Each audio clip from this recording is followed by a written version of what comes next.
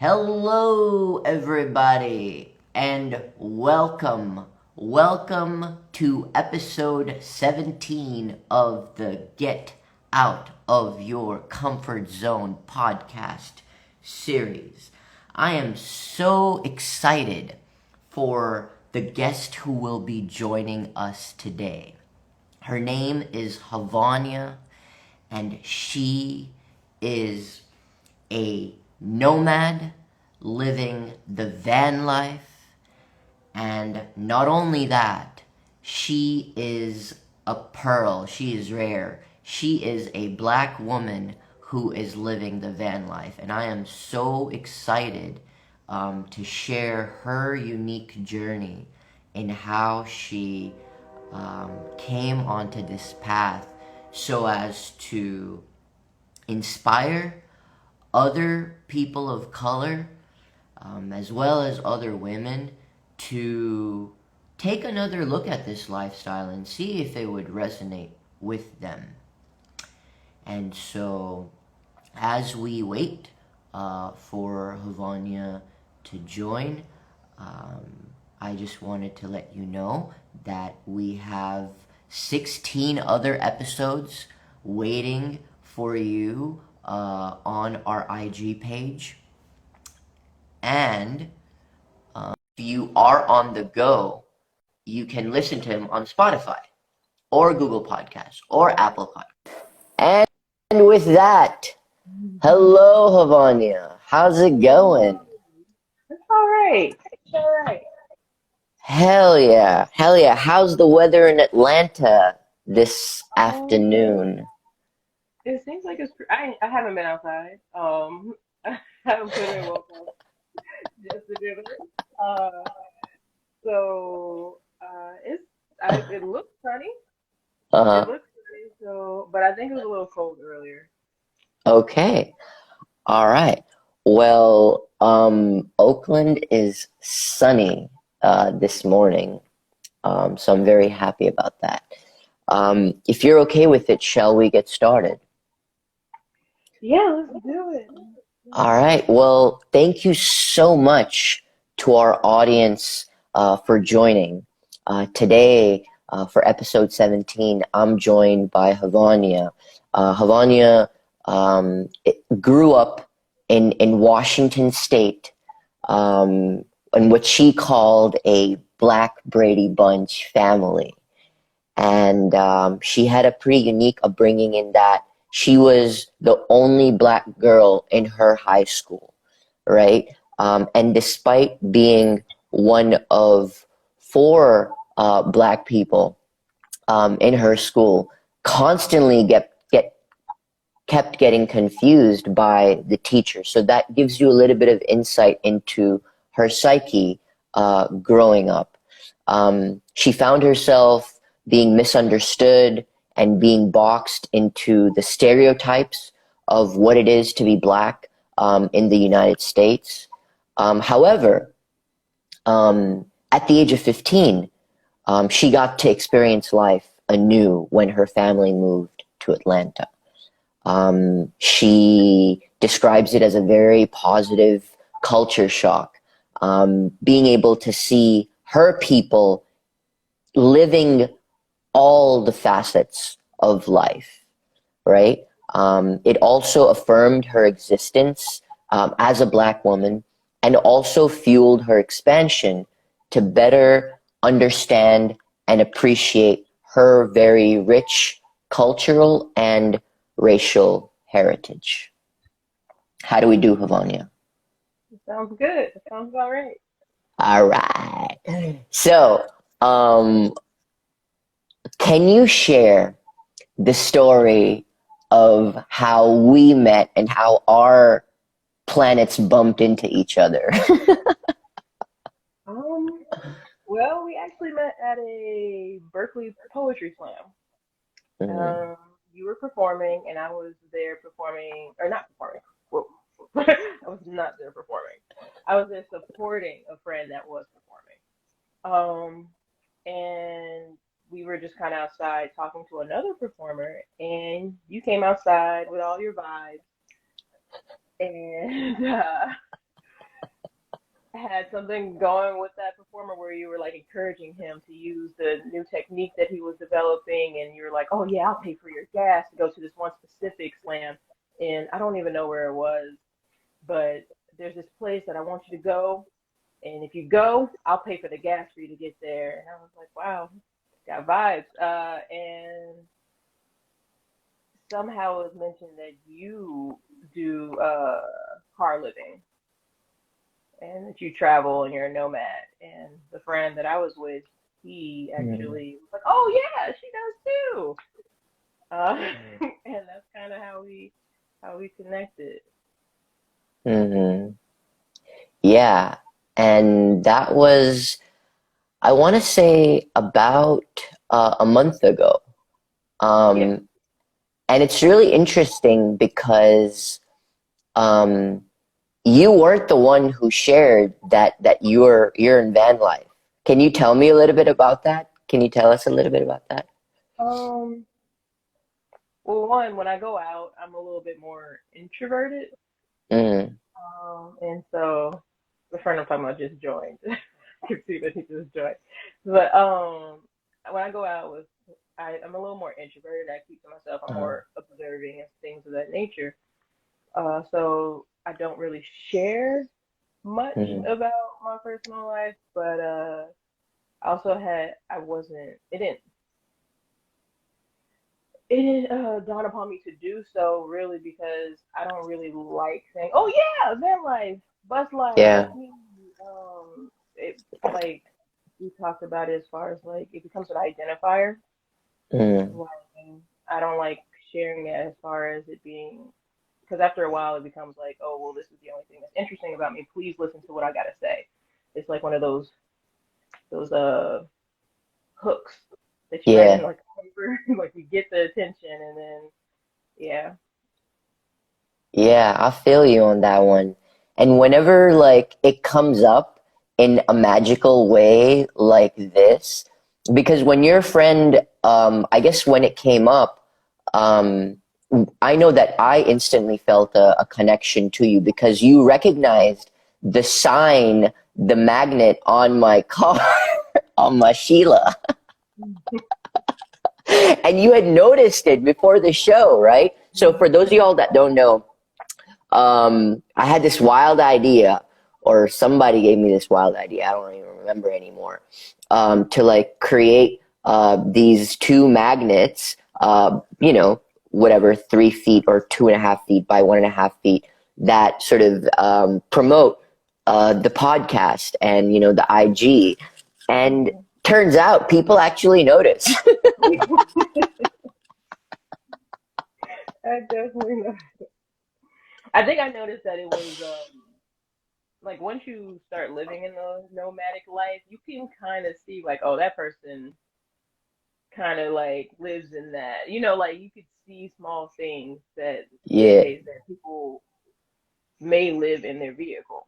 yeah, So I think it crossed my mind that I was like, okay, so there's a nomad, and I think it said something about nomad on the yeah. sign. Digital nomad. It says digital nomad on Yeah, and so like, so I just took note, but I just kept it pushing, like it. just a passing thought. And then when we saw you after after the performances, and you said your IG name, I was like, oh wait, that's Mm. the car.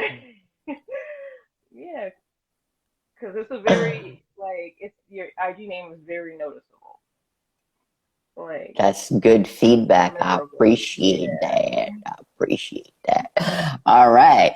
So we talked about, some background to your life and, let's pick up where we left that off, right? Um, so you've moved to Atlanta and life as you know it is based in Atlanta. Help us understand, paint us a picture of what your life looked like before, the upheaval, the turning point that led you to considering, a different way of living, a richer existence. So help us understand what your life looked like. Um, what was it? It was like 2019, Mm, and I was working two jobs. Um, I was also in school, and Wow. I had just was in a iffy phase with like breaking up with my boyfriend at the time. Mm, So we were broken up, but like there was still mm, communication. But there was trying to get rid of that piece of my life. I also kind of had a breakup with my best friend at the time, so there was a lot of changes um yeah. that was that was happening. And I was struggling a bit with all of the changes. I was in therapy, Mm, um, um, twice or not twice a week, twice a month, and I was going through like a spiritual awakening mm, at the time as well. There was a lot going on, um, yeah. but the main thing that made me want to choose a different life was one, now that the things that I thought were stationary in my life were no longer there. It just kind of opened up for everything else, like what could be in the future. Mm, Um, and the other thing is that working these multiple jobs and paying like rent, like like expensive rent to be in to only be able to sleep in my apartment. You know what I'm saying? Like I was only able to sleep there and then I was up and ready to go to the next job. And I didn't like that. Like if I'm gonna pay for something, I want to be able to enjoy it. I want to be able to sit and relax. So my main thing was how can I pay less and be in my space more? mhm. If you will. Yeah. Yeah, and Did I answer the question? oh yeah, oh yeah, you've answered it so well. Um, and sort of your story is really part of a bigger vein, that awakening that a lot of people realized, right? Because pre-COVID, so many people were on that grind, all right, get up, go to work, right? Yeah. And then when COVID hit and it forced those of us who were privileged enough to be able to work remotely to spend more time at home, then there were obviously two types of people. Some who lost their minds being at home too much, but then those who were genuinely starving for more self time, more time for ourselves, awoke to, wow, I can't imagine another way of living, right? And it's like you experienced through mental and like just upheaval through your relationships, this realization that I'm paying all this money to be in a space that I'm not even enjoying, and like starting to question your life and how it's looking like. I think that's as struggling, as intense, and as much as you struggle during that. I think that's beautiful, and I think it probably resonates with a lot of people, especially people who have since had to go back to work and resume, Yeah. that daily grind kind of lifestyle. Um, but yeah, no, I think that makes uh, perfect sense. So you're spending all this money for a place, and working. Some cases, not even sleeping at your place, right? Oh Um, yeah. There was one point I would stay at a friend's house just to be closer to my second job. I was staying there like three nights a week every week. mhm. Um, 3 nights a week, not even sleeping at your overpriced apartment that you're working your ass off to pay. That is not an uncommon story, Havonya. So that's thank you unfortunate. for, pardon? I said that's unfortunate. Yeah. Um, and a lot of times this is the predominant narrative that's shared with us, get your own place and work a job to have your own place. Yeah. And part of why we're here is to showcase courageous people like you, um, who sort of had a realization and decided to sort of answer the call. So, you're in the midst of this storm, right? And you have this realization, okay, you don't want to be sort of working so much. Hmm. How does that connect to, because it was really interesting when we were talking ahead of this episode, to the narrative of your mom, if that's something you're sort of, as far as the work ethic and sort of falling into this. Yeah. Yeah. Growing up, my mom worked multiple jobs. Still to this day, Mm, works multiple jobs. She is known to work uh 15 days in a row sometimes, and each day is like 12, 16 hours. Like she takes pride in that. So, and I grew up seeing mm, my mom doing that, thinking that's just the way it is, you yeah, know. But and I did it. I did it. Sometimes having three jobs. Um, it didn't last very long for me. mm, I'm just not built the same. And I don't like the idea. Like it's for her, it's definitely built in for her. I think for her sanity, like she gets pride in it. It's something that keeps her going. For mm, me, it's the opposite. It's the opposite. I don't like having to do things that I don't like doing what I have to do or what I'm yeah, supposed to do. Um, and like using my energy for what I wanted to use it on. So yeah. So it lasted, I'd say about I'd say about 6 years. I was mm, doing that. And I just looked up and I don't like working just to survive.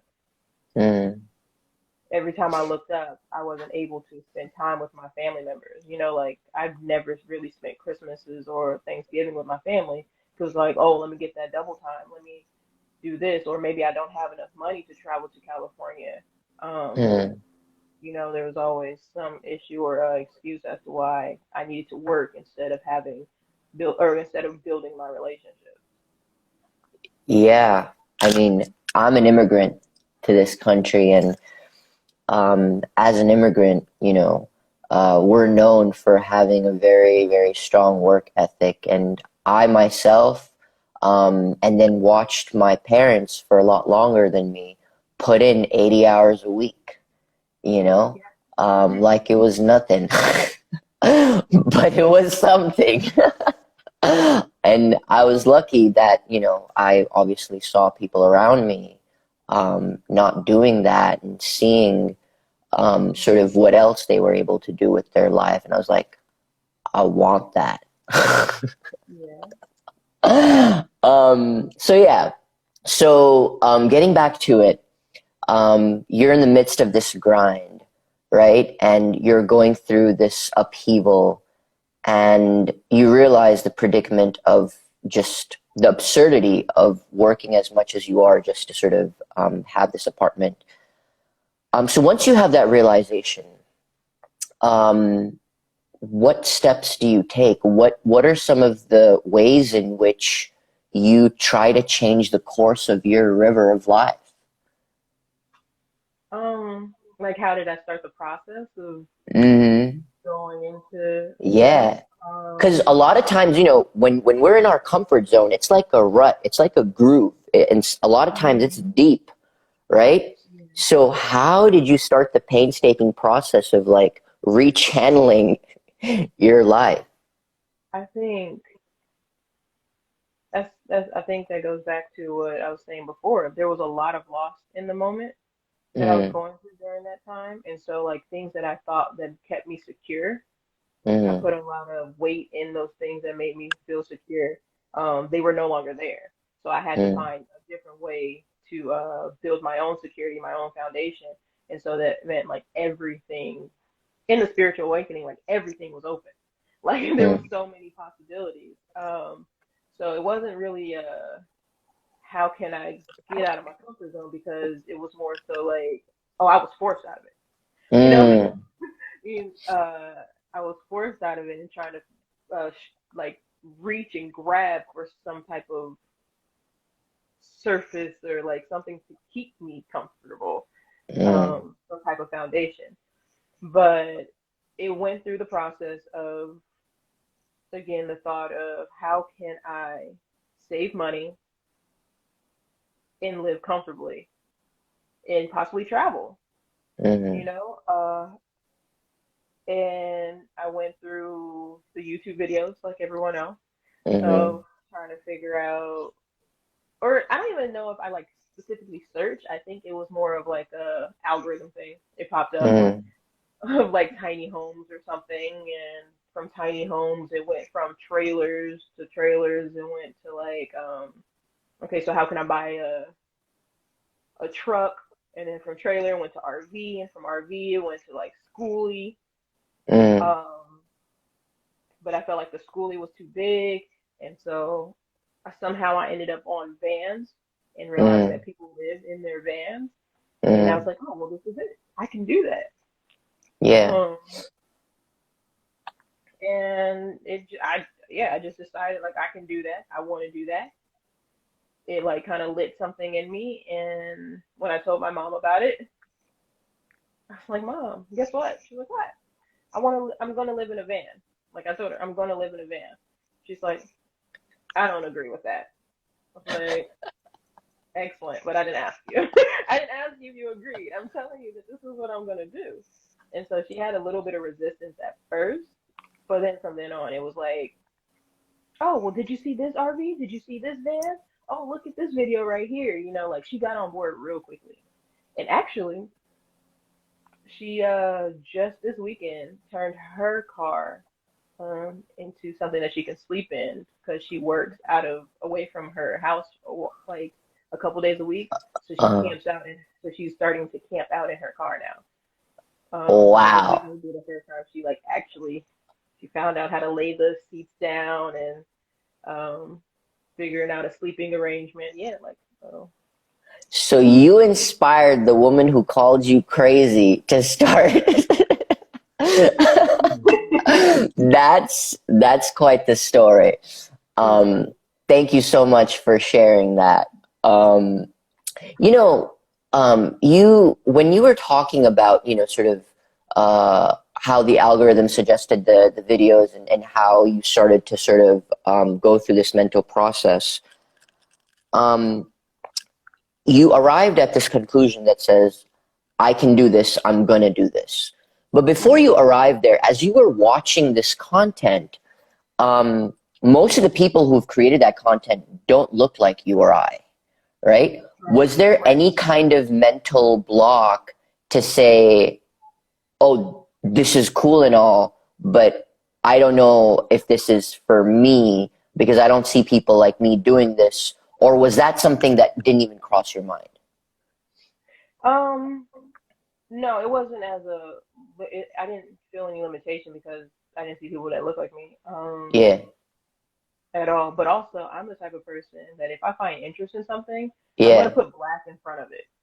yeah, When I search it on Facebook or on Google or YouTube, like if I'm interested in a hobby, a topic, or something, I'm gonna put black in front of it so I can find the black people that are doing it. yeah.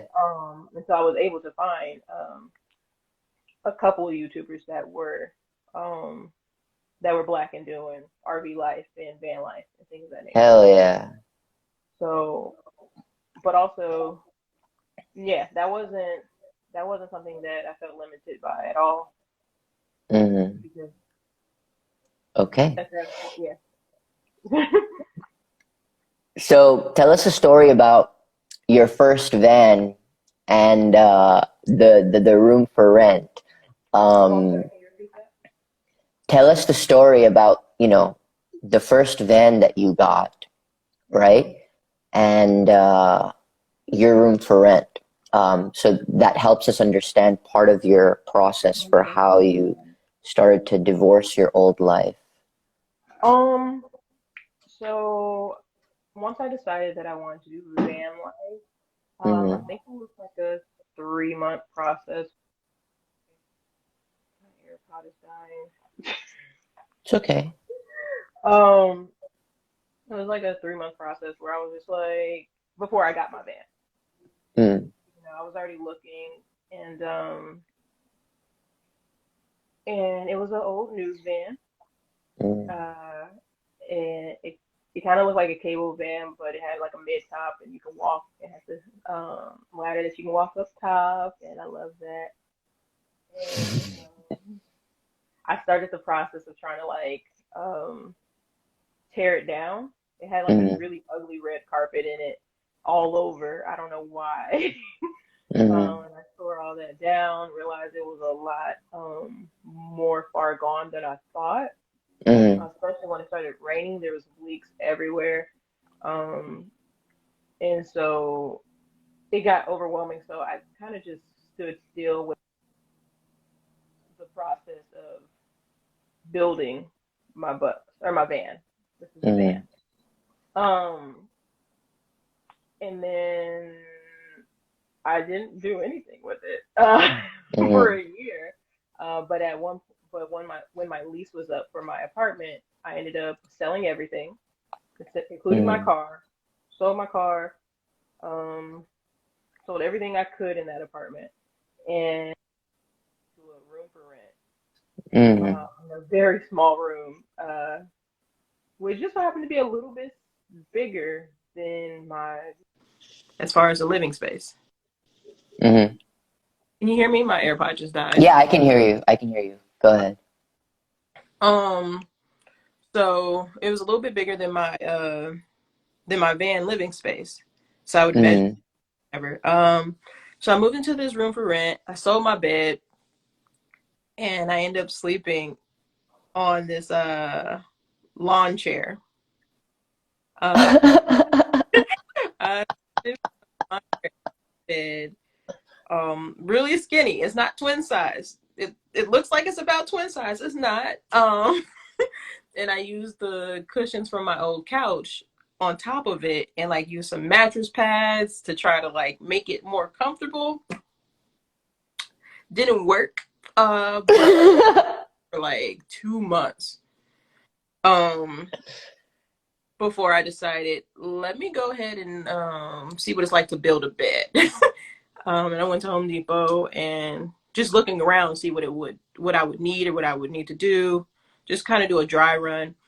And I ended up just buying stuff and building a bed that day. That I'm very proud of to this day. And after that, I moved into another rent, more cushiony. What's up? So, um, you know, I I want to comment on the fact that like, you get this van and you still like move into a different room for rent and you make a bed out of a lawn chair. There was something, when we were talking earlier, you said that was very powerful is that, you get labeled when people hear about your story as being um, impulsive. I personally like the term, going with your intuition. Mm-hmm. Um, but you're also very cautious. Yeah. Um, so if you could speak a little bit on that in regards to this before we get back on track with the story, because a lot of people hearing this would be like, "Damn, what was she thinking? Sleeping on a lawn chair?" Um, as far as caution, I don't know if that story kind of has examples of me being cautious because a lot of it was impulsive. When I was moving out of my apartment, I was like, don't want to carry that, throw it away. Um, I don't want to deal with this, throw it away, sell this. And what I was left with was the lawn chair. Um, yes, I don't think that story has much, there's no caution in that one. All of it was impulsion. Yeah. Make trying to think of another example of me being cautious. I mean, I want to make sure that I'm doing the right thing and I'm living in my alignment, and at that point it was also like, am I living in my alignment, but also what is my alignment? Like, Yeah. who am I talking to who is giving me the plan? You know, so there was caution in the sense to make sure that I wanted to make sure I was doing the right thing. And Yeah. um but as far as And actually, that's what I was going for, is that even though on the surface, the way you're describing it, it seems very impulsive, and sure, there was some impulsiveness in it. Ultimately, behind the scenes, you're being guided, through your own sense or others, in a way that had some semblance of caution, right? So yeah, going back to it, you discover in Home Depot that you can like make your own bed, and you do it. Your first creation, and it's a simple thing, but it's amazing, right? Tell us a little bit about the bed. the bed, my first love, um was just a piece of plywood and uh nine uh 12-inch legs, and then it had a little 2-inch railing so my mattress wouldn't fall off, because I knew with my lawn chair mattress everything would slide and fall off. Mhm. So that was it. That was my bed. I was proud of it. My mom called it a table. Um, but it did what it was supposed to do. And I just recently, within the last couple of months, broke it down into something else. But it was in my bus uh, Mm, for a while. fantastic. So then, what next? You've built this little bed for yourself. Take us down the journey some more. Well, I built the bed, one, because I didn't like the idea of people coming into my room and being like, "You sleep on this lawn chair," Like, what if I have a friend over? Uh, you can't have too many people over if you have a lawn chair. And also, I wanted it to be comfortable, in that anything that I built in that room for rent, I could move into my van, like, because it was similar size. The thing I forgot was that there were crooks, and vans aren't very straightforward. There's all types of things, so it didn't quite fit in there. um, yeah, and after I moved out of that room for rent, I put the bed into my van, and it was all slanted. It was like this the whole time. Um, and it was kind of stuck in there because it was like jammed. And then I moved into the other room for rent, was kind of like student housing, off campus student housing. And so it was already furnished and things of that nature. So I just had that bed in my van, and I drove around with that for for about a year. That's a lot. That's a lot. Um, I'd say about 9 months is Okay, how long I had the van after that. okay. And then a big turning point happened in your life. Right. Um, 2 months after I moved into the student housing, um, Mm, my father passed away, mm, and that was, yeah, it was a big turning point. Um, mm, and it kind of, again, with loss, um, created like, okay, so my sense of security is gone now. Like, something that I held mm, is now gone. Um, how do I move forward? What are the options? Um, and anything is possible at this point because what you have known is no longer there, so anything is possible. And I'd say a month afterwards, my mom offered, like, gave me a proposition. She wanted me to do this, to do the van life. She was very supportive throughout the whole thing, and she offered to help me with buying a new rig. Mm. That was easy to convert or like in better standing, and that's how I got on the path to finding faith. Mm. Tell us a little bit about faith. Faith is my bus. Um, Mm-hmm. so she's named after the fact that, again, all of my security in these situations have been missing, and that's shaking. Like there's that unknown, and what helps you go forward in the unknown is trust, faith, Mm-hmm. trust in the universe. It's all gonna work out. And so it was all in alignment. It was so perfect. Everything is so perfect. The name, how I found her. I was looking for sprinters. I wanted a sprinter because every Mm-hmm. Instagram and YouTube have a sprinter. And I just knew it was going to be so much space. It was going to be great. Um, but I came across this bus. I wasn't interested in it in the sense that it was too big, and I just couldn't see myself driving around in something so huge. But I still wanted to go look at it for whatever reason. And I made the trip. It was like a hour and a half, 2 hour trip, and fell in love. Simple. I fell in love, and she was partially built. Um, and I think that was helpful in the sense that, like, my van, I had to start from scratch. It was overwhelmed, and the bus was partially built. Like I could already see it, but like there was already a vision in there, so I could just like adapt it to what I wanted it to be, Mm-hmm. rather than completely create something new.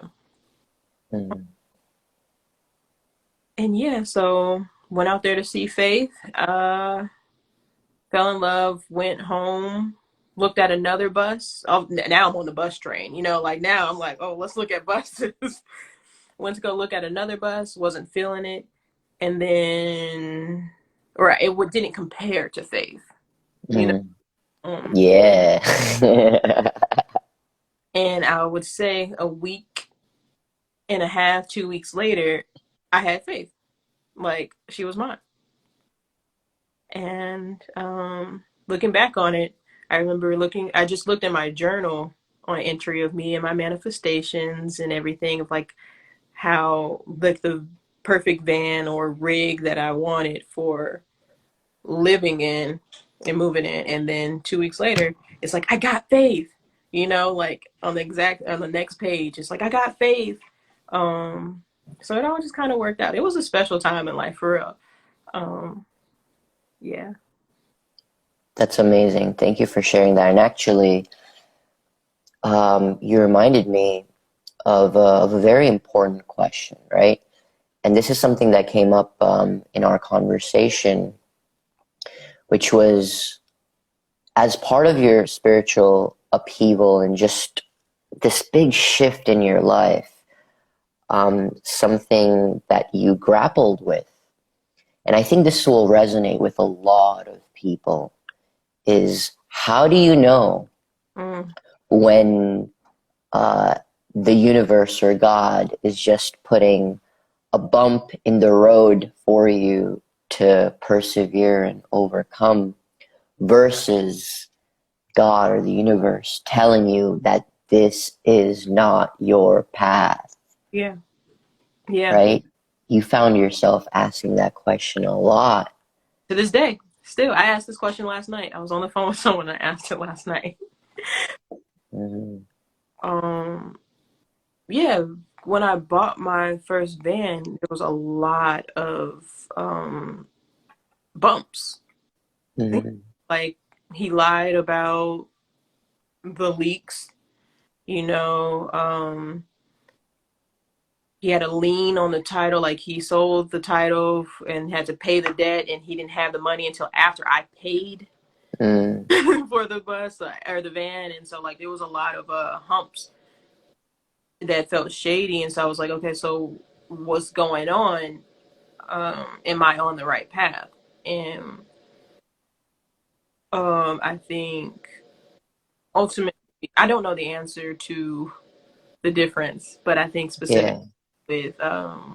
with that, there was never like I had a conviction, and it though I questioned if I was on the right path, I Mm.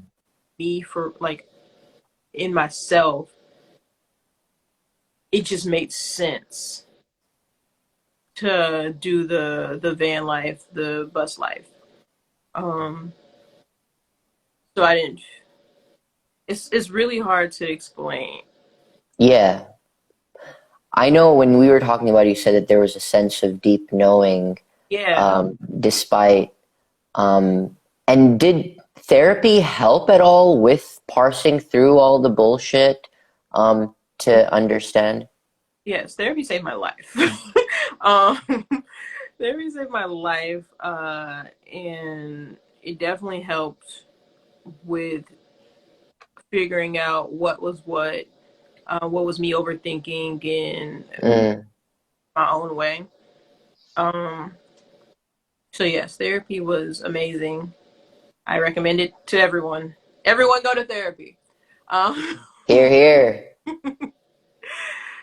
yeah, yeah, therapy was amazing. It helped me get through the issues with the van as far as the Mm. glide and all that other stuff, and then all the transitioning. Um, Yeah, but again, it I don't like I said, like it was a deep knowing. yeah. Nothing felt forced. Like things just kind of fell into place, even though there were bumps. If that makes Mm. Yeah, Does that make yeah. sense? Yeah, it does. Okay. It does. It does. Um, so you found Faith, and she's a beauty, and she's already partially built out to where you could start living in her, Yeah. right? Um, so um, at this point, you make the move, and a lot of times, when I see van life being promoted, um, we see these like extravagant build outs, Yeah. right? And yours isn't that. And, we talked about how a lot of times that can be a trap, because life is ever evolving. So, could you speak a little bit to that as part of, your own journey, realizing you have this space with infinite possibilities, and you grappled with some emotions, right? Of like, the build out and how much. So, if you care to elaborate on that. Yeah. So, like you were saying, the internet, social media, YouTube, Instagram, like everyone just so happens to have like a lot of money or who knows a carpenter, you know? Yeah. And so they have like these really built out floor plans um and it really looks good because it looks like a legit apartment on Yeah. like wherever. And so yeah, like that I got caught up in that, and I think that's also where the caution was coming from before that you were saying. Mm. I didn't move. I got stagnant because of that freeze of like, oh, it can't look like this. I don't know how I'm gonna make it look like this. What do I do? Um, and I did nothing for a while. Um, until I think one day I'm like watching Van City Van Life, and he's like, "Oh yeah, I was watching." Somebody just commented, "Yes, speak to the emotions. They're being funny." Um, so I was watching Van City Van Life on YouTube, and he basically just takes these tubs, puts them in with all his clothes, and he has his table bed similar to what I have, and he puts it in his van, and he puts like a rug on the floor, and boom, he can live in it. You know what I'm saying? And it just really simplified it, and it was really a call out to like stop thinking so hard. It's not that difficult, like that old college commercial. Um, Yeah. and so after that, it just kind of motivated me to like, oh, I can just do this. So like I would just start one project at a time. Let's build the bed at least to how I want it to be. It was a twin size, so let me build it into a full size. Um, Mm, the floors, I need to make sure that there's insulation. So let me just double up on this, So it was just one project at a time. And I think I still live by that as far as with my bus, mm, living through functionality rather than aesthetic and what mm, other people may think and want to look at. Like, does it work for me in my lifestyle? Because I think this is what you were getting at, is that a lot of times when like I couldn't imagine building out my entire bus because it looked good and like it looked like an apartment, but then I get in there and I live in it and it's just mm, awful. And it doesn't mm, work with the way that I live my life. Like the mm. flow of it, the function of it. But now it's permanent, like it or not it's permanent is like A lot of money has been put into it, so you're kind of stuck with it right, unless you got lots of money. exactly. And you can just be like, oh okay, whatever. Um but I wanted to like I just yeah. I wanted to make sure that it worked for me in my lifestyle. I know I'm a homebody. Mm, So being in a space that has things on this wall and things on this wall, up top to bottom, and then there's a small hallway would drive me crazy. mm, I would feel very closed in. So, but I knew that was for me. Like, I need to be able to just chill in my house, read, mm, stare at the wall, and just be comfortable in mm. an open space. So yeah, it just for me it's a slow process, and I think that's where the caution may come in. Speaking of, Yeah.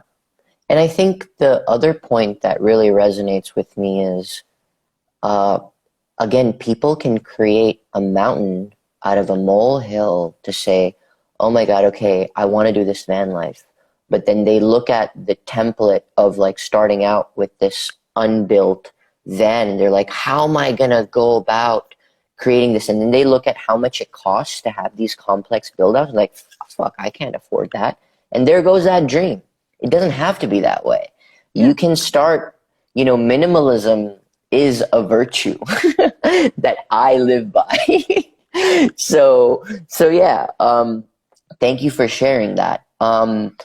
I, as we start to, close things off, one of the things that I wanted to explore with you is when did you realize that you didn't have to just be in Atlanta? You could actually travel.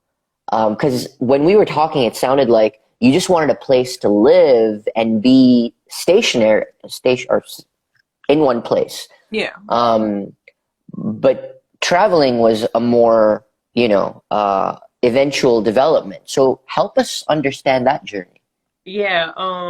Yeah, like you said, I wanted to have a very cheap place to live, and then work my possible 1 to 2 jobs and just stack my money, and then on the weekends be able to travel to like close places that were like road trips, Mm, Florida, whatever. Um, and it would be an easier life to get a little leeway in my regular standard life that everyone else is living. mm, Hack, that I developed. But my mother, she wanted, she was going to Arizona to visit my brother, and she wanted me to meet her there. And, mm, and I was like, and I think at this point I had already quit my job. mm, Whoa, hold on. So yeah, it all moved so fast. I quit that job, and I didn't know everything was up in the air. There's so much just loss and change, just up in the air. My mom wanted um to come to Arizona. So yeah, my original plan was to stay in one spot, travel on the weekends, and but quitting that job, another thing that I got from the universe or God, to do. And my mom actually put a stamp on that one too. And she didn't even notice, or she didn't even know that she was doing that, but she did. And then later on, she asked me to meet her in Arizona, where we would then do a road trip together and drive back to California to her house. And at this point, I had lost my father, and I was desperate to build, like, put intention into the relationships that I have. And she's my only parent left. So I was like, yeah, let's build these relationships. Let's go. That'll be fun to bond, And I ended up driving, but first I went to the Black Nomad meetup, um, Mm-hmm. and that was amazing. And after the Black Nomad meetup, I ended up headed west, traveling to California. Or no, I was traveling to Arizona. I missed my mom because my car had issues in Texas Mm-hmm. this weekend, and so I went to. I missed her. Headed to Phoenix anyway. I didn't like the energy, so for a day, and then headed to San Diego and stayed there for a couple of weeks. So like at that point, it was like, well, I no longer have a mission anymore. What do I do? Um, and again, it wasn't a switch between, oh, now I know I'm traveling. It just kind of gradually happened that way. Um, and I found myself in it and being like, oh, well, I like this. I like myself when I'm in this environment, when I can be free and I'm friendlier. When I can be free and just exist in the world exploring, and then like there's a random family or person there, and I'm just bringing up conversation, and all of a sudden now I have a connection on Instagram and we're friends, and I'm learning Mm-hmm. people, Um, yeah, so that's kind of how that happened. I never intended to travel the way that I have been. I wanted to just sit one place and build money because I was still in that mindset. Hell yeah. Um, it's really interesting how, when we allow ourselves to be led by the universe, in this case, it was the universe and your mama, somebody you trust, Yeah. what comes out of it. This has been a such an amazing conversation. I feel deep down that like long after you and I are gone, this episode is going to continue to inspire people to um, take more control of their life and get out of their comfort zone to build a life that they desire. So with that, I want to thank you so much, Havonya, for being open to me coming into your life and accepting the invitation Yeah. to come speak and share your voice and your stories. And I also want to thank the audience for present and future for giving their attention, their life force to being moved by Havanya's story. And until the next episode, love and light, y'all. I just Love want. and light. Oh wait, I want to one thing. Is that okay? Of course, please go Um, ahead. I want to go back to what you asked me about. Was it a limitation for me being a black woman and not seeing people that look like me in the life? Um, Yeah.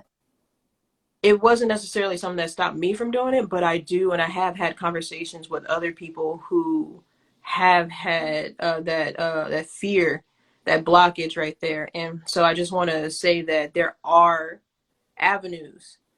There are Facebook groups. There's a whole community on Instagram. My Instagram is filled with Black van lifers and nomads. Um, there's events, Black Nomad Meetup. There's another event that I'm on a planning team that is the Black Tiny Home Festival. So Yeah. meetups and events and people and avenues for you to get in touch with people that look like you, who are living the alternative lifestyle, so you don't have to be fearful, and they can teach you or listen to you, or like you just whatever it is that you need to give you the tools. The resources are out there, and if you want to, you can reach out to me. um I think I'm pretty down to earth, like so reach out to me, and if I don't know, I can connect you with someone else. But don't allow the fact that, one, it's an alternative lifestyle, which is against the norm, to stop you, as well as that you don't see people that look like you doing it. Don't let that stop you from being free. Don't let limitations that have been placed on us, and us, everyone, women, black people, all that. Like, don't let things that society put on you to stop you from being free and happy. Yes, that's. Hell yeah. Did you want to plug the Black Tiny Home Festival that's coming up in Florida real quick? Um, yeah, it's coming up in Florida, but we're still deciding if we're gonna postpone it. Okay. Um, but it is Black Tiny Home Festival. Right now, it's gonna be February, the weekend after Valentine's Day. Um, and I don't want to I don't want to say too much because we're still. That's fine.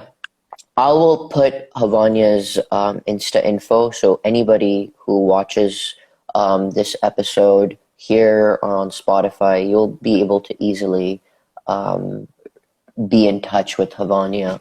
And Havonya is very approachable, clearly. She let a stranger like me. Anything else before we close out? No. Thank you so much for having me. It was not as awful as I thought it was going to be. Out of my comfort zone.